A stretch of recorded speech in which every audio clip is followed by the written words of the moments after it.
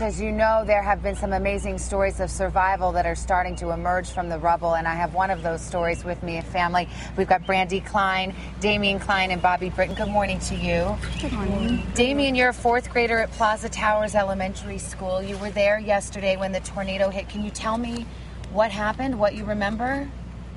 We were in class, and then all we heard was the sirens go off, and then we all ran into the hallway. Some of us had a math book, and some of us had our backpacks.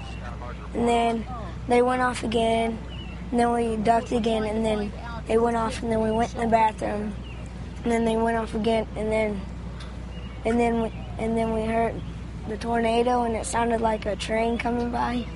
And then we were all in cover, and a teacher took cover of us, Miss Crosswhite, and Miss Crossway actually she threw her body right over you, didn't she? Yes. Was she covering you and some other students? She was covering me and my friend Zachary, and then I told her that we were fine because we were holding on to something, and then she went over to my friend Antonio and covered him, and then so she saved our lives. She did save your lives. How long do you remember being under the teacher? How long did it feel like for the tornado to pass over you? About 5 minutes. And when you stood up and looked around, what did you see? All I saw was it was just a disaster. And there was a bunch of stuff just thrown around, and the cars were tipped over, and it smelled like gas. Did you know if any of your fellow students, were they okay too? Most of them were. Good. Brandi, this is so horrifying. I cannot imagine how a mother feels in a moment like this. How did you hear what was happening? And I imagine you raced over to the school to the boys. Yeah, it was all over the news. I was at work.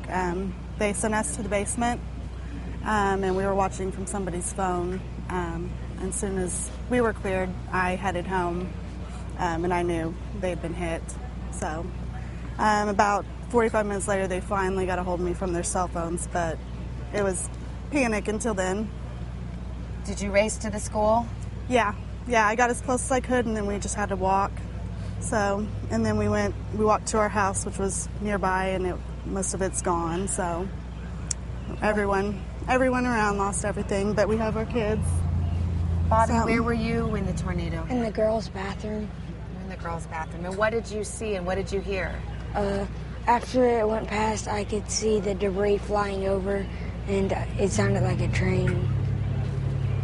You must have been terrified, Damian. Can you describe how you felt in those moments? Scared. And you just mentioned, Brandi, you came home and the home is basically gone. Can you tell me about what you saw of what's left of your house, of your neighborhood? I still have about half of my house, so we're lucky that there's some things that'll be salvageable, but all of our neighbors lost everything, so like I said, all that stuff's fine as long as I have my kids.